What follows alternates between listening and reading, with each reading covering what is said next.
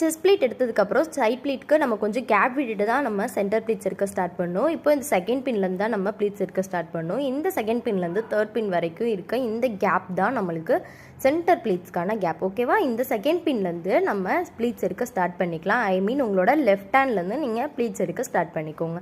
Pleats எடுக்கும் போது centre pleats பொறுத்த அளவுக்கு நீங்கள் குட்டி குட்டியாக எடுத்தாலே பார்க்குறதுக்கு ரொம்ப அழகாகவும் நீட்டாகவும் இருக்கும். உங்களோட லாஸ்ட் ப்ளீட் மட்டும் என்ன பண்ணணும்னா மற்ற ப்ளீட்ஸை விட நீங்கள் கொஞ்சம் பெருசாக வச்சுக்கணும். ஸோ அதனால் உங்களோட லாஸ்ட் ப்ளீட் மட்டும் கொஞ்சம் பெருசாக எடுத்துக்கோங்க. பெருசாக எடுத்துகிட்டு இப்போது அப்படியே நீங்கள் என்ன பண்ணுறீங்கன்னா உங்களோட பெல்லி கிட்ட வச்சுட்டு உங்களோட லெஃப்ட் ஹேண்ட் சைடாக பார்த்து இருக்க மாதிரி திருப்பிக்கோங்க. அப்படியே ஓகேவா?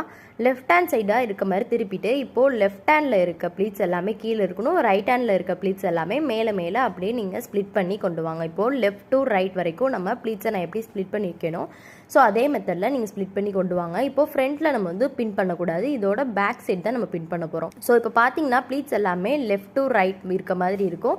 பார்க்குறதுக்கு லெஃப்ட் சைடு நம்மளுக்கு ப்ளீட்ஸ் எல்லாமே இருக்கும். ஓகேவா? ஸோ இதோட பேக் சைடு அப்படியே நீங்கள் பின் செக்யூர் பண்ணிட்டீங்க அப்படின்னா நம்மளுக்கு சென்டர் ப்ளீட்ஸ் எல்லாமே நீட் அண்ட் அரேஞ்ச் ஆயிரும்.